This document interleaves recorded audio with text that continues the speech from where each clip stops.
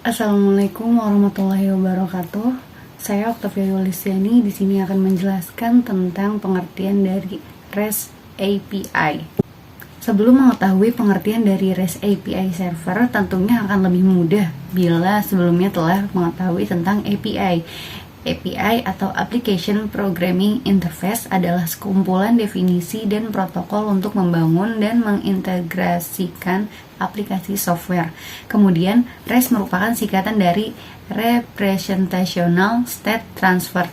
Sederhananya, REST API Server adalah seperangkat pedoman yang bisa digunakan oleh software untuk berkomunikasi melalui internet untuk membuat proses integrasi menjadi scalable dan sederhana. REST API Server juga disebut dengan RESTful API yang termasuk dalam jenis API yang mengikuti pedoman. REST API Server pertama kali diperkenalkan oleh Roy Fielding pada tahun 2000-an.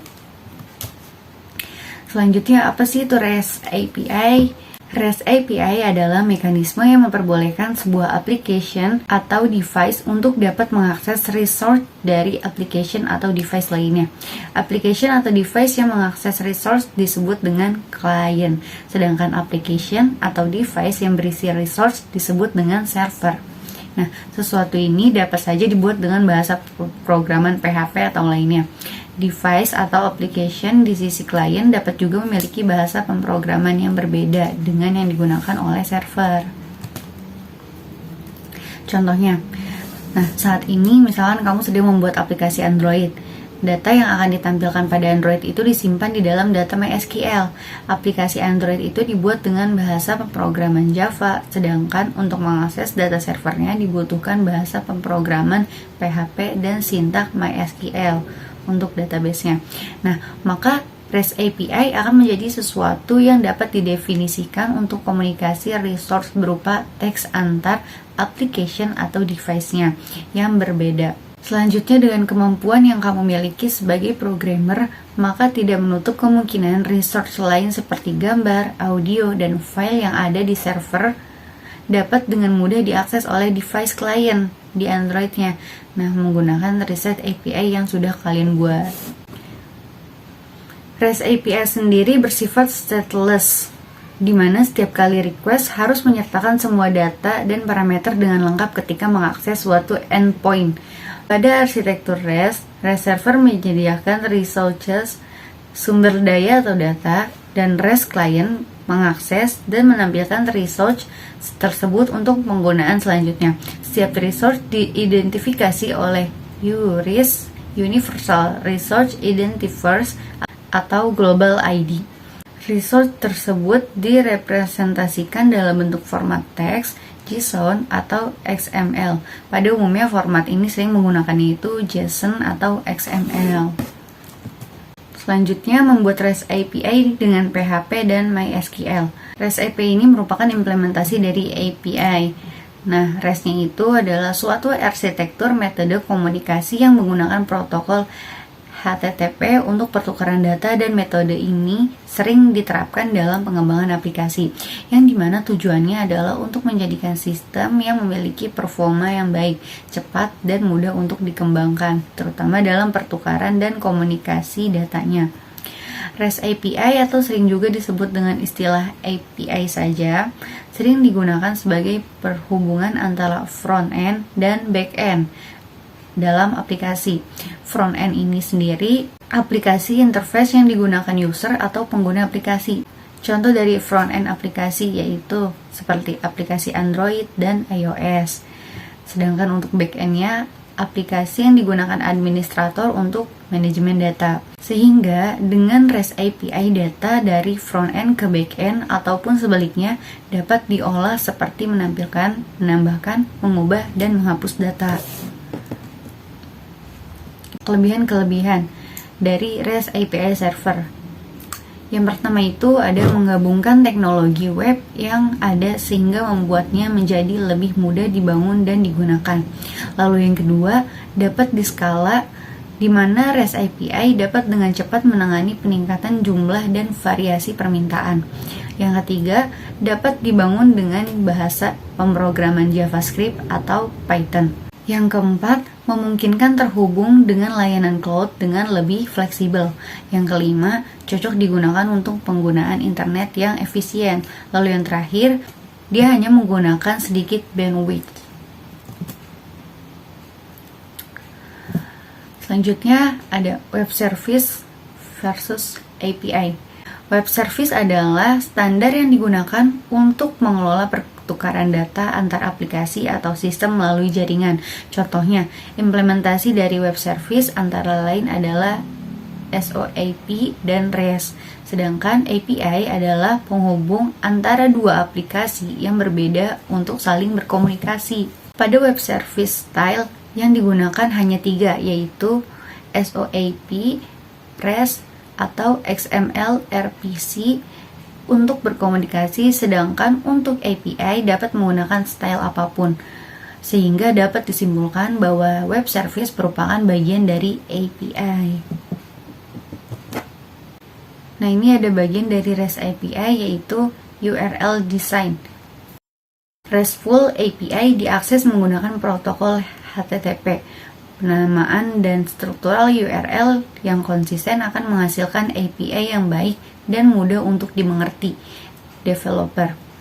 URL API biasa disebut endpoint dalam pemanggilannya. Contoh penamaan URL atau endpoint yang baik adalah seperti _users, lalu garis miring lagi 123, lalu garis miring lagi photos, lalu garis miring lagi AB. Selanjutnya ada metode HTTP dalam arsitektur REST. Nah, REST ini memiliki standarisasi dalam pemakaiannya, yaitu URL dan HTTP method. Ini digunakan untuk mengetahui kegunaan dari URL yang akan diaksesnya, sehingga mempermudah dalam penulisan URL-nya nanti.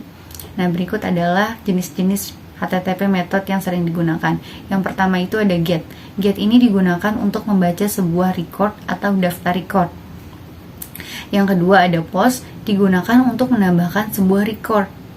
Yang ketiga ada PUT, digunakan untuk mengubah semua file di dalam sebuah record. PATCH, digunakan untuk mengubah beberapa file dalam sebuah record. Yang terakhir, DELETE, digunakan untuk menghapus sebuah record. Nah, di sini ada penjelasan dari masing-masing HTTP verb-nya. Yang pertama ada GET. GET adalah metode HTTP request yang paling simple. Metode ini digunakan untuk membaca atau mendapatkan data dari sumber. Contohnya, get users itu untuk mengembalikan daftar user.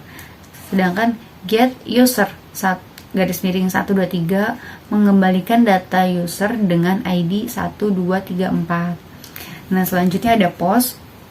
POST adalah metode HTTP request yang digunakan untuk membuat data baru dengan menyisipkan data dalam body saat request dilakukan. Contohnya, POST garis miring users untuk membuat data user baru. Nah, selanjutnya ada PUT. PUT adalah metode HTTP request yang biasa digunakan untuk melakukan update dan research. Contohnya di sini tuh PUT garis miring users garis miring 1234, yaitu untuk mengupdate data user dengan ID 1234. Lalu yang terakhir ada delete. Delete adalah metode HTTP request yang digunakan untuk menghapus suatu data pada research. Contohnya dari delete adalah delete garis miring users garis miring 1234, yaitu untuk menghapus data user dengan ID 1234. Selanjutnya ada cara kerja dari REST API, yaitu sebuah klien mengirimkan sebuah data atau request melalui HTTP request, dan kemudian si server ini akan merespon melalui HTTP response.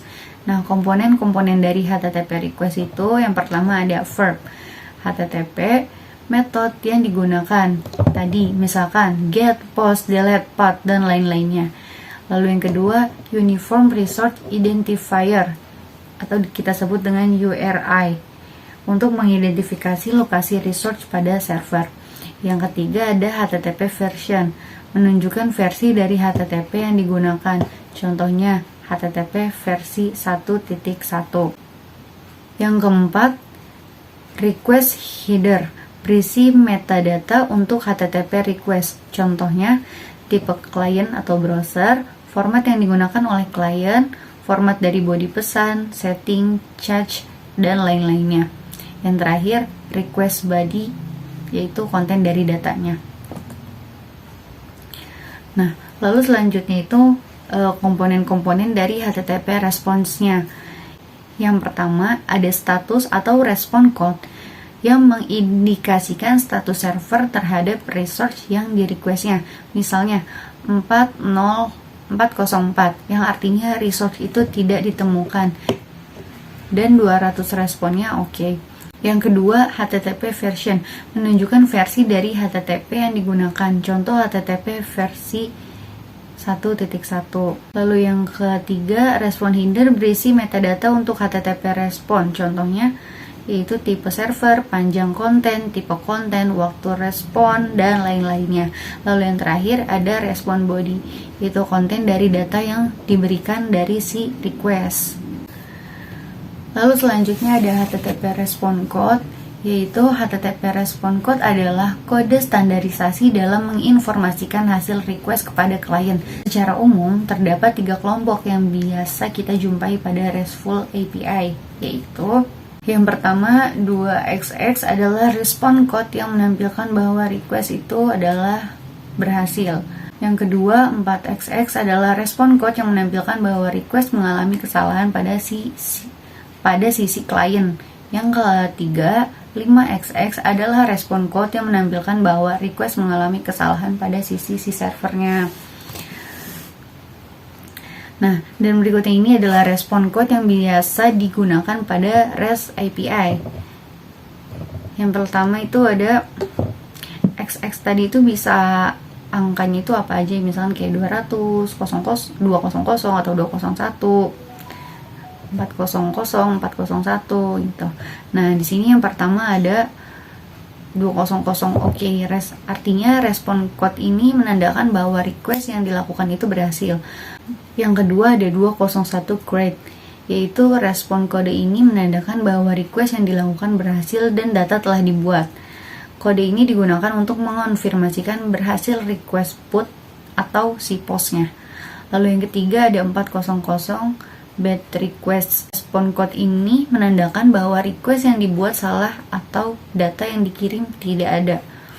Lalu yang keempat ada 40 unauthorized, yaitu respon code ini menandakan bahwa request yang dibuat membutuhkan authentication sebelum mengakses resource-nya.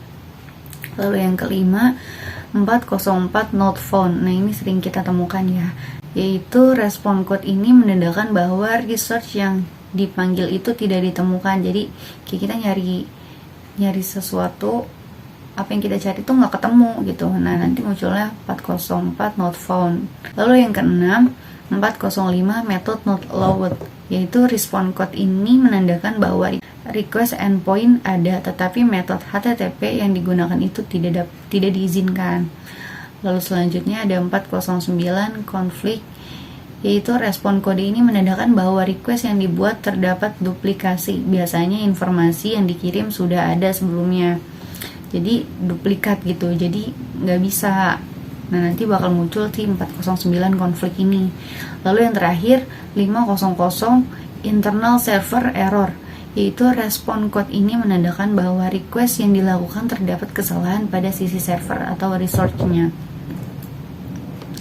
Sekian penjelasan tentang REST API dari saya. Kurang lebihnya mohon maaf. Wassalamualaikum warahmatullahi wabarakatuh.